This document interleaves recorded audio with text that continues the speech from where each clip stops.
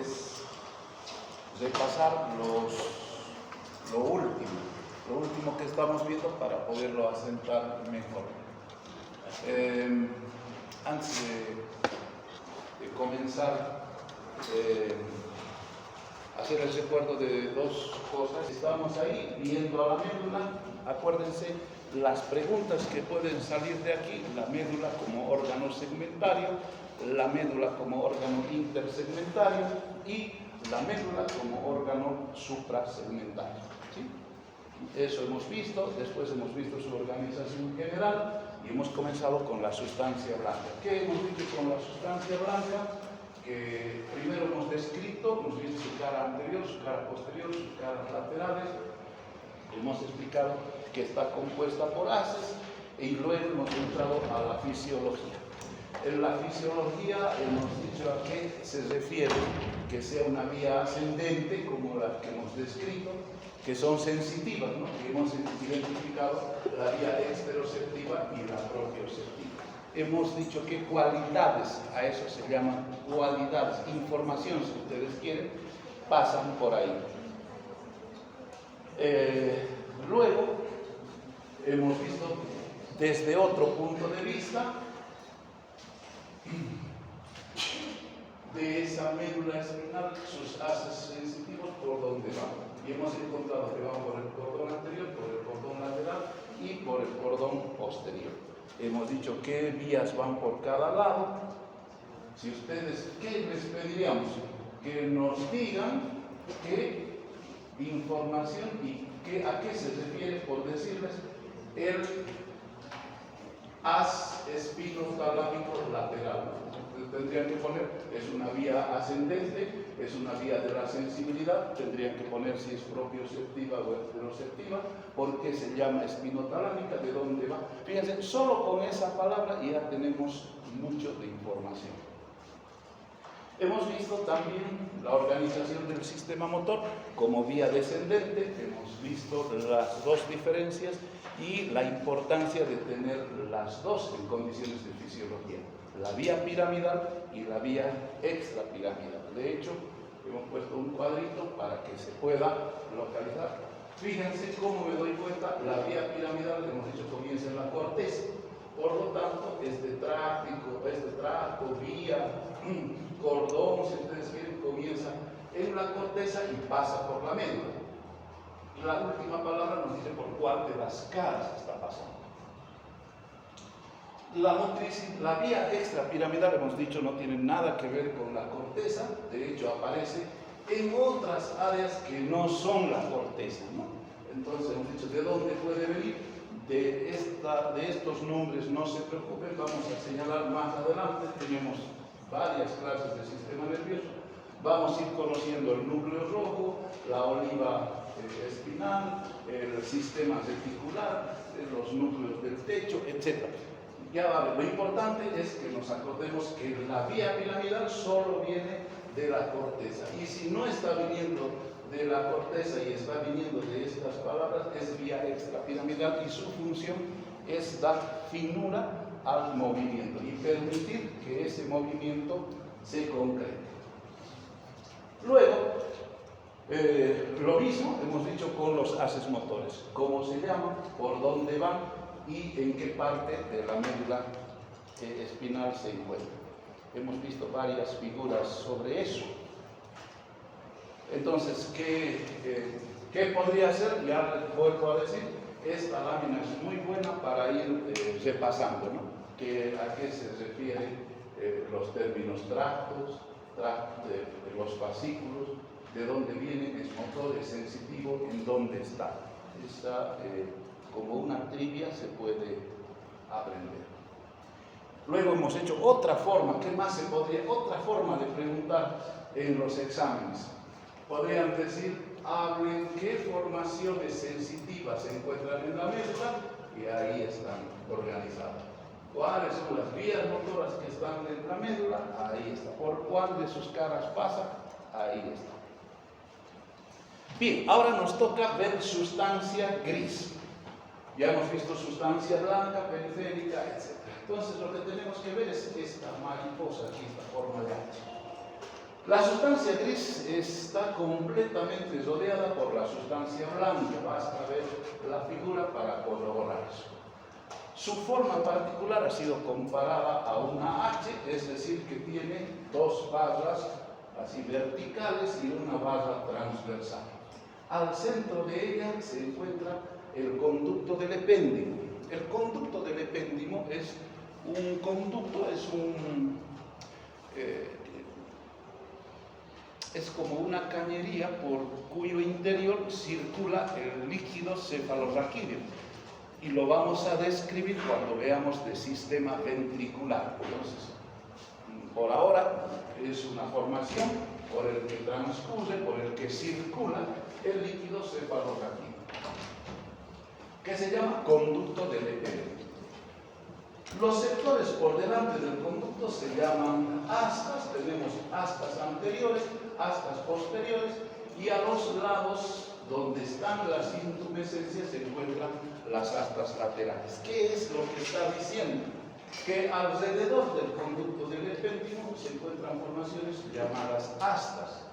Esas astas, fíjense, aquí está el surco profundo, esta es la cara anterior, se llamarán astas anteriores, astas posteriores, y si nos vamos, dice, donde están las intumescencias, no en cualquier parte de la médula, si nos vamos a algunas partes, vamos a encontrar que a nivel de las intumescencias aparecen bosquejos o más detallados, más organizados, de algunas astas que se llaman astas laterales. Por lo tanto, las astas laterales no son constantes, no están a lo largo de la médula, solo aparecen en las intumescencias, y ya hemos hablado dónde se encuentran las intumescencias. Bien. Un plano frontal que pasa por el centro del conducto del epéndimo divide la sustancia gris en una parte motora y otra parte sensitiva. ¿Qué es lo que está diciendo? Que si nosotros lo cortamos en dos, esta sustancia gris tiene una parte anterior que es motora y una parte posterior sensitiva. ¿De qué hemos dicho que está constituida la sustancia gris?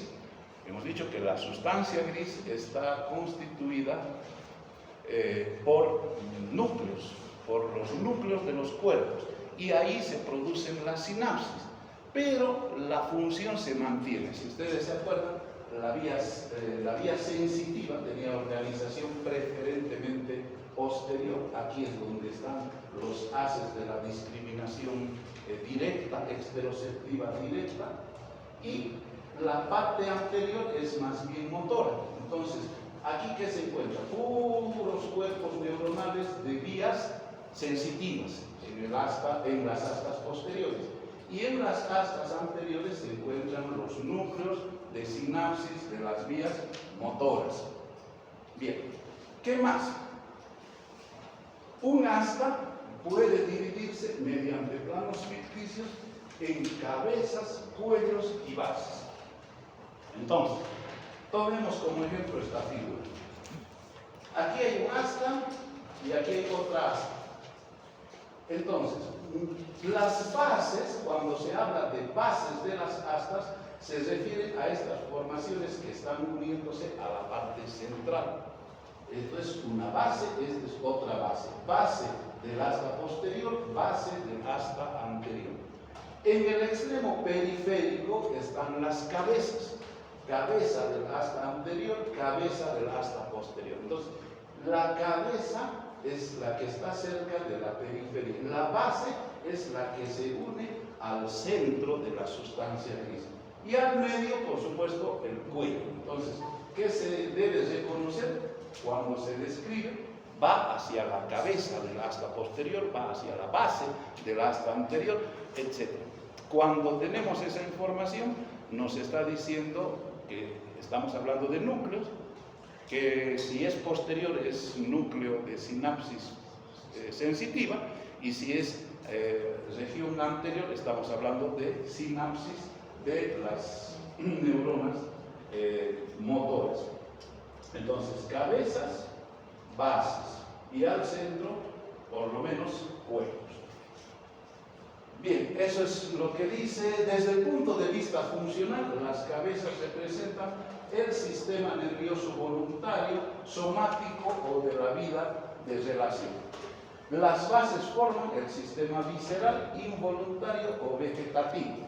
Eso es importante recalcarlo porque esto es una parte general. ¿Qué es lo que está diciendo? Mientras más me voy a las cabezas, mientras más cerca estoy de las cabezas, las vías que hacen sinapsis son las vías de relación. Eso quiere decir que si es vía sensitiva, son la información que viene de la parte posterior de la médula espinal, la que nos da la sensibilidad exteroceptiva, discriminativa, esas. ¿Dónde se encuentran más? Se encuentran en las cabezas, en la cabeza del asta posterior. En las cabezas del asta anterior se encuentran también los músculos, la información de los músculos voluntarios, esos que hemos visto en el segmento 1. ¿Dónde están organizados? En las cabezas. ¿Qué dice esa información? Que mientras entramos a las bases, se va perdiendo esa cantidad de neuronas para aparecer información de la vida visceral, involuntaria o vegetativa. Entonces, si yo tengo lesiones que pertenecen al sistema sensitivo periférico o tengo problemas de parálisis o paresias de músculos voluntarios, yo tengo que buscar lesiones en las cabezas. Y si tengo problemas vegetativos, viscerales, esa información de los dos, sensitiva o motora, se va a acercar a la base. Entonces me están dando pautas grandes de cómo puedo ayudar a diagnosticar una lesión nerviosa, dónde tengo que buscar. Entonces, ahí está, nos está mostrando la variabilidad de la forma de esa H de la sustancia gris. En algunas de ellas se puede encontrar las astas laterales, hemos dicho, a nivel de las intumescencias, ¿no? Ahí. Pero hay otras donde es muy difícil o no está muy clara su situación. Por lo demás se pueden notar las cabezas, las bases, la cabeza, la base. Y por supuesto, dependiendo del nivel, esas pueden ser más evidentes o menos evidentes. Parece que ya hemos explorado todo, pero en realidad estamos apenas entrando. Ahora vamos a quedarnos, nos vamos a olvidar del asta posterior y vamos a ver ¿sí? Asta gris anterior, este es el área. Vamos a ver qué pasa con las astas anteriores. Formado en su gran mayoría, fíjense que no dice todas, absolutamente todas, ¿sí? Puede haber alguna que no corresponda. Pero en su gran mayoría está formada por neuronas motoras voluntarias. Fíjense, este segmento es el más complicado porque abre cada parte que nosotros explicamos, abre un mundo de posibilidades en la clínica. Miren, neuronas motoras voluntarias. Una pregunta del examen es, ¿dónde encuentra usted, en qué parte del sistema nervioso encuentra neuronas motoras voluntarias? Entonces, ¿qué tienen cuerpos neuronales? ¿Dónde encuentro? En la sustancia gris. En la médula espinal, motoras voluntarias tengo que buscar en el asta anterior. Entonces, está hablando de este segmento. Ahí es donde voy a encontrar. ¿Podría poner como respuesta, voy a encontrar en la cabeza del asta posterior?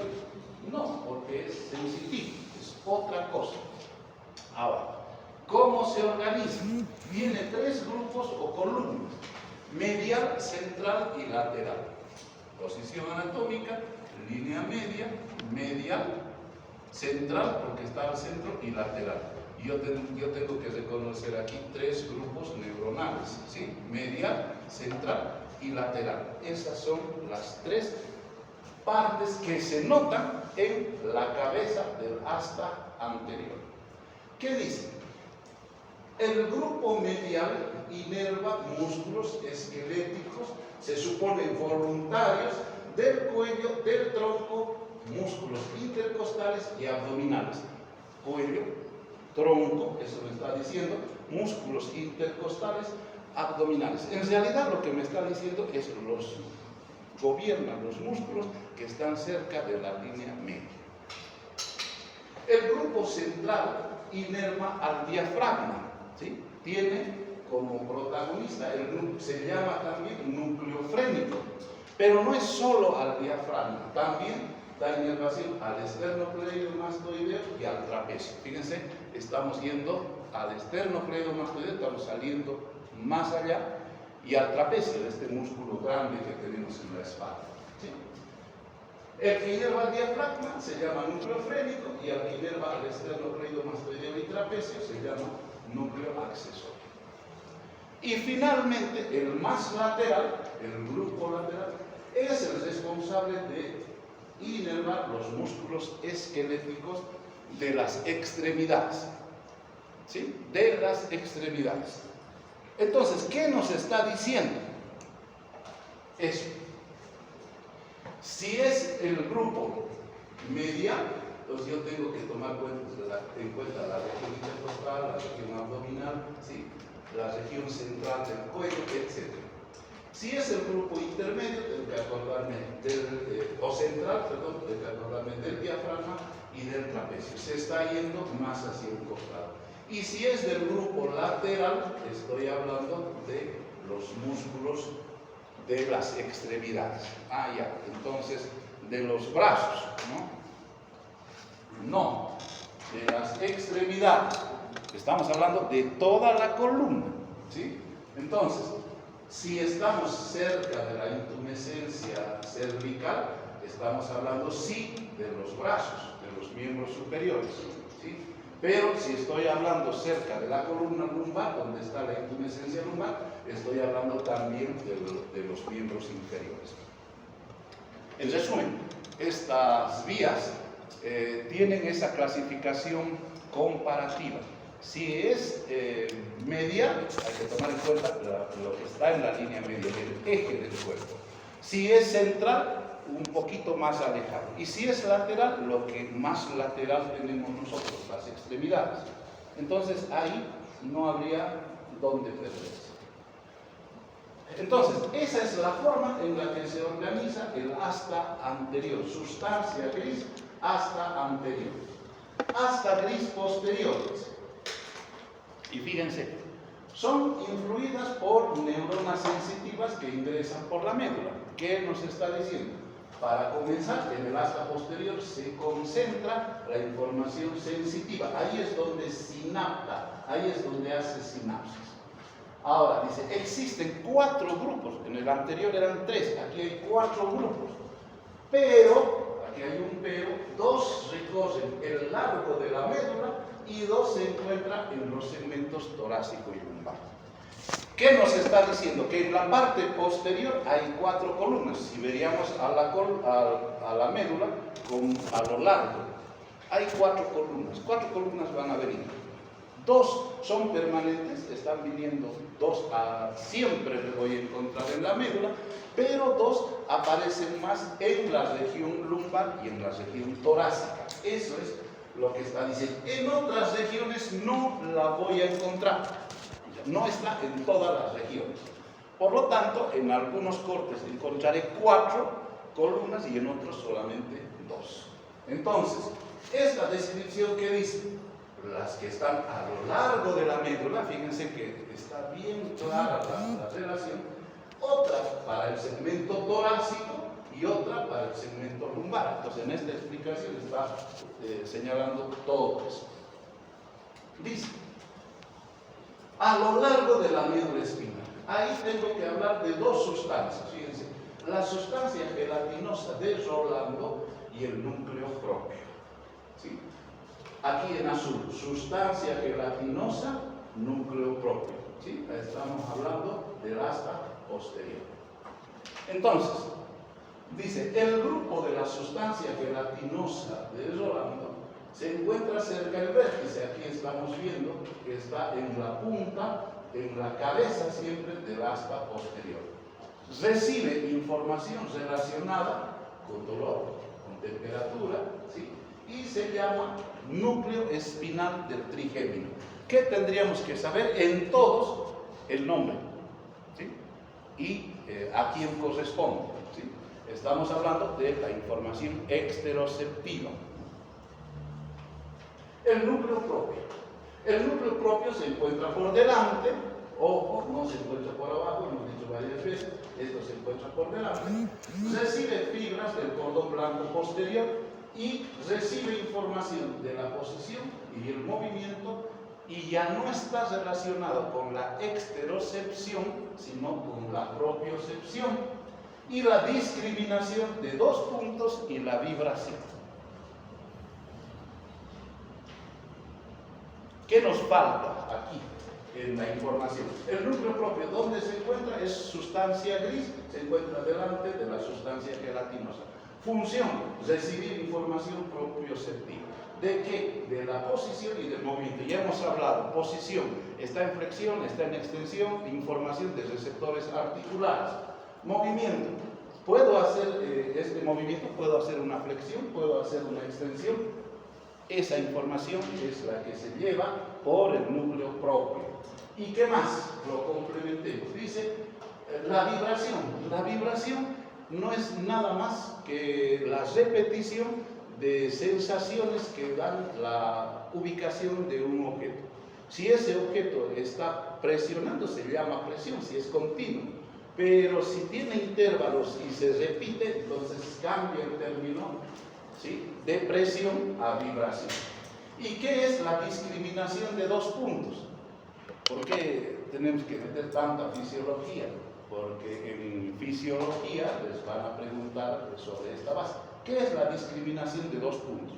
La discriminación de dos puntos es la capacidad que tiene una persona de discriminar, de diferenciar dos puntos cuando se aplican estímulos sensitivos.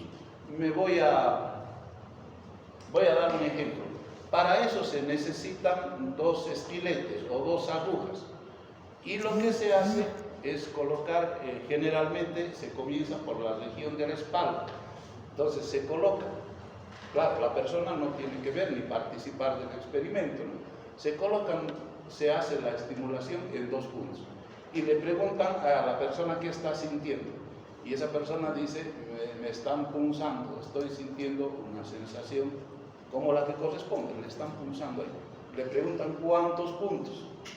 Y normalmente va a decir 2 puntos. Claro, para verificar que está dando la información correcta, no siempre le voy a aplicar 2 puntos, ¿no? Pero la discriminación en 2 puntos, ¿qué dice?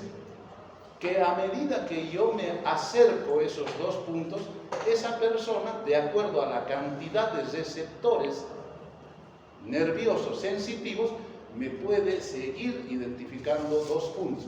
Voy aproximando. En la región, la espalda es muy grande.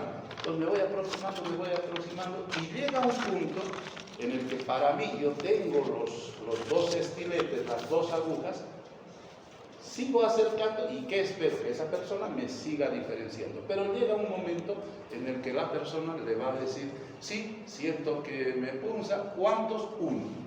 Si ustedes se fijan, hay 2 puntos que están separados. ¿Qué pasó? Sigue acercando, sigue diciendo 1 punto.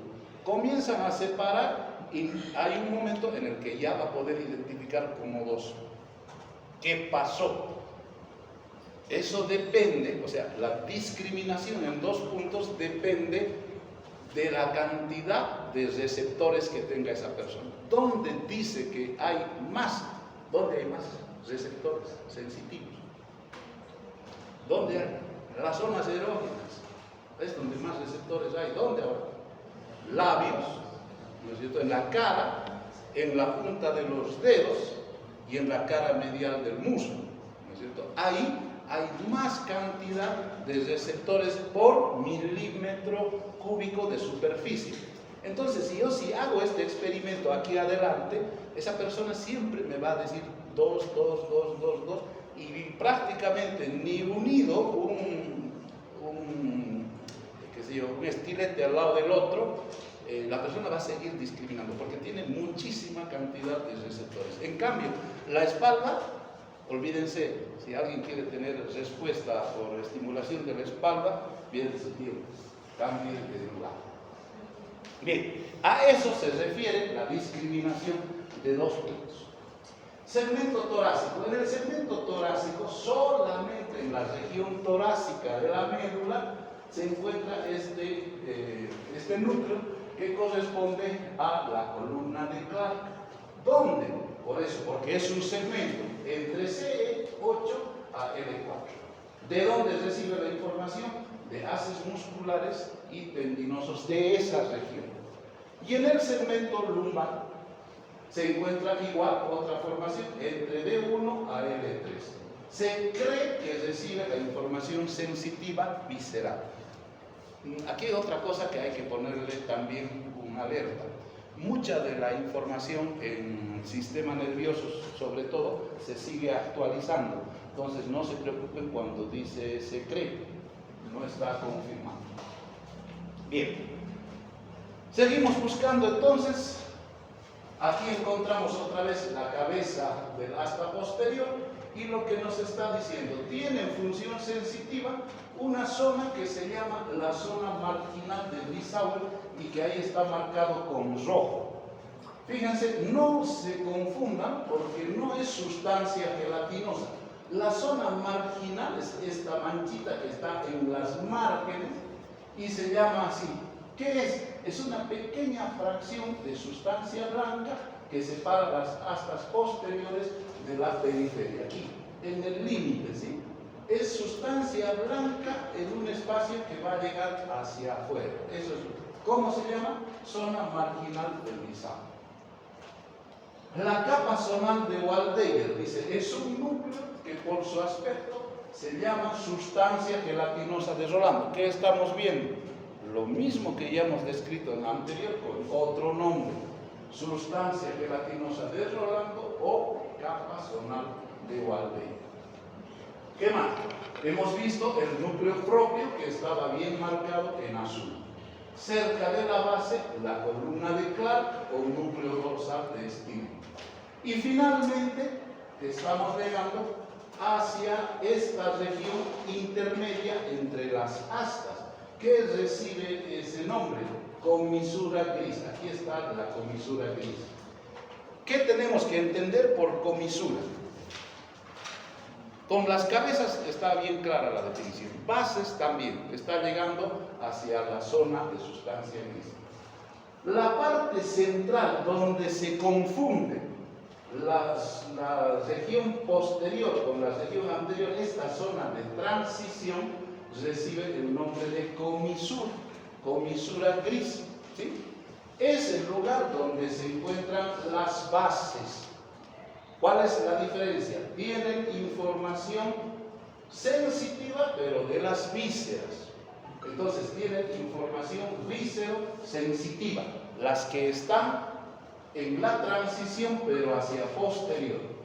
Y las que están en las bases anteriores, aquí adelante, tienen información vísceromotora. Sigue la función que es anterior, es motora, pero va a dar información para el sistema involuntario o de la vida vegetativa.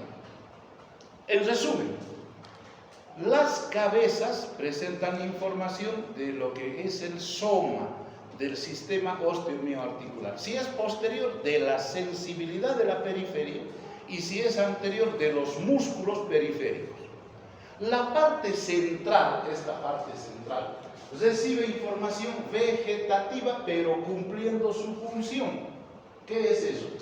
Vegetativa, dije. Entonces, si esta es posterior, recibe información sensitiva, vegetativa. ¿De dónde puede ser información sensitiva, vegetativa, por ejemplo?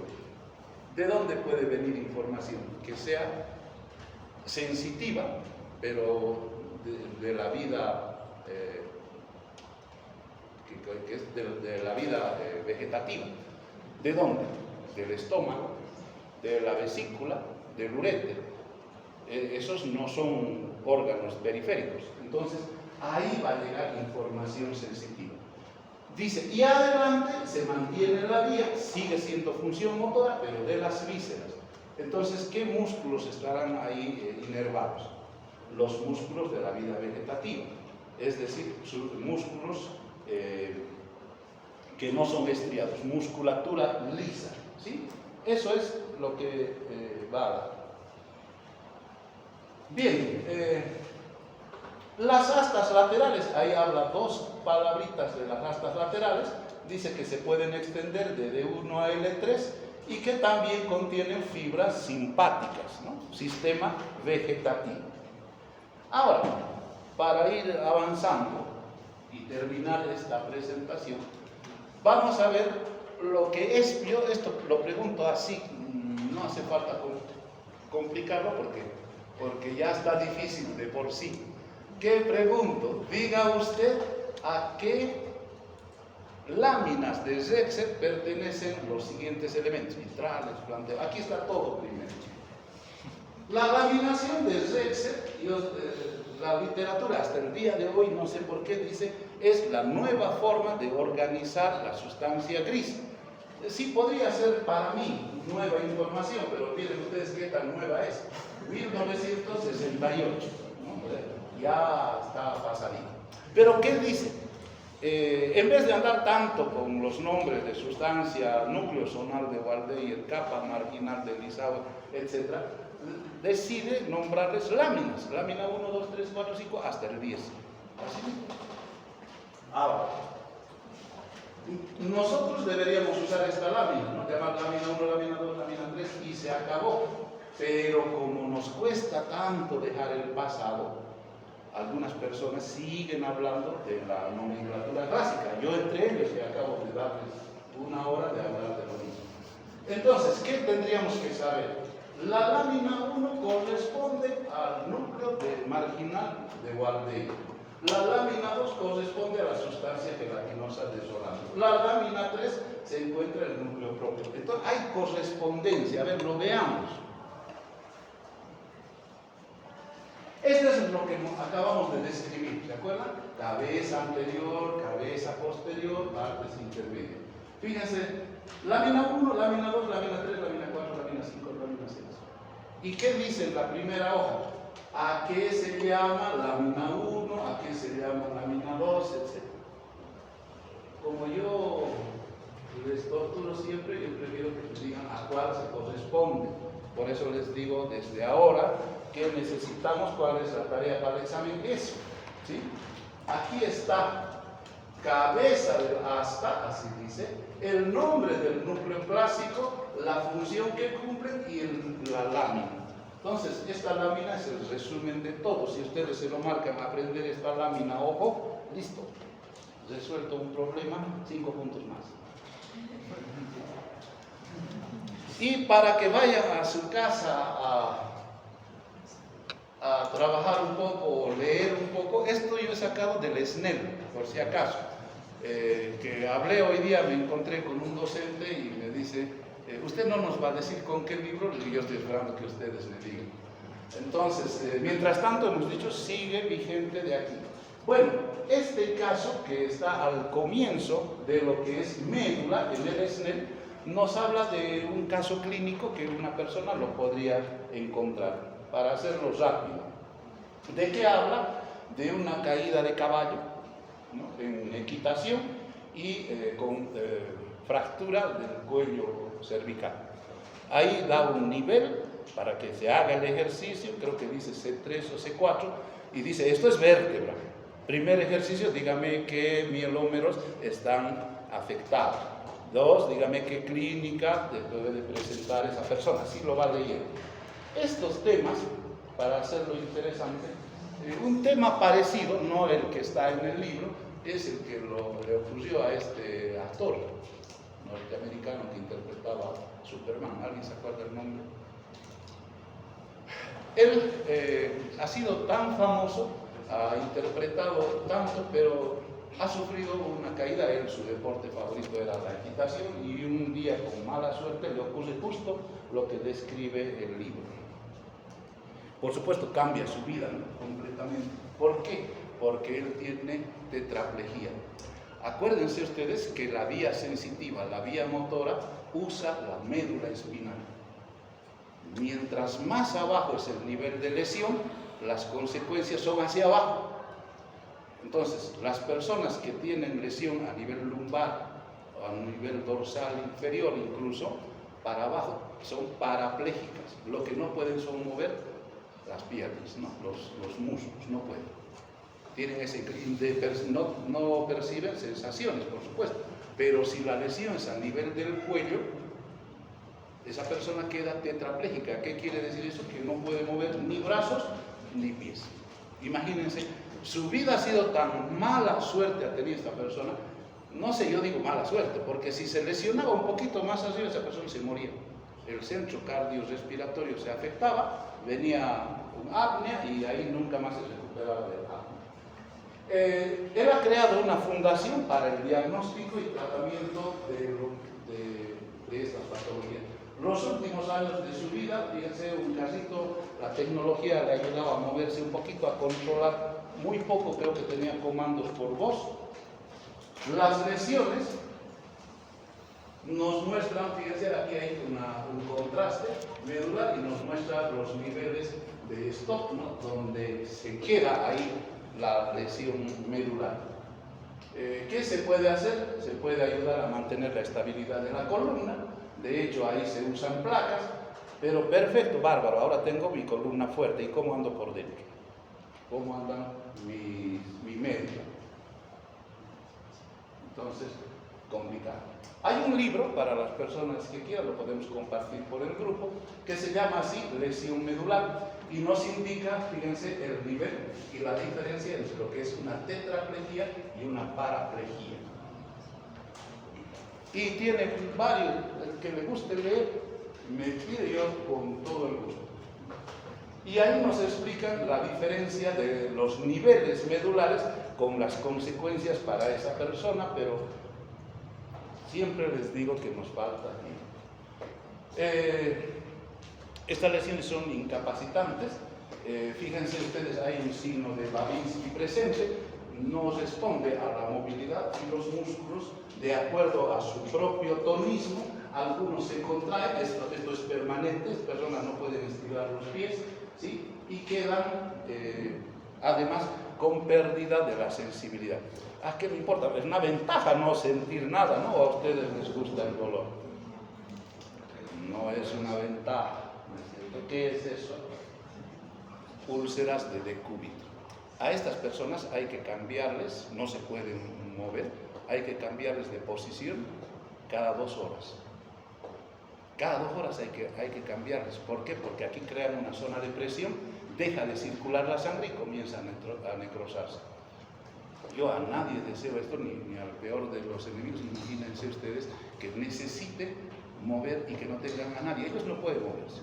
Y necesitan a alguien toda su vida que le cambie. Y si yo dejo eso, miren, se esfacela y hasta el intestino grueso se come los músculos, todo eso. Entonces, miren, ¿qué función pueden cumplir? La espasticidad, el tonismo de los músculos. Si no hay una asistencia de fisioterapia, además adecuada y oportuna, si la familia dice ya lo voy a ver mañana, ya lo voy a ver pasado, cuando va y quiere moverle la mano, encuentra una mano rígida.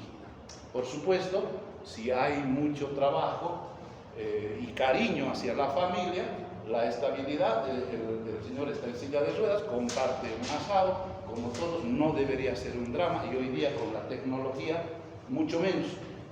Entonces, la actividad física, todo depende de esto. Es mucho mejor por eso la prevención de los traumatismos raquimedulares.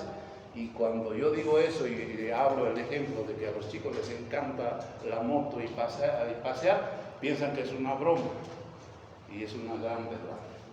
Bien, nos quedamos aquí. La próxima clase comenzamos con tronco de densidad.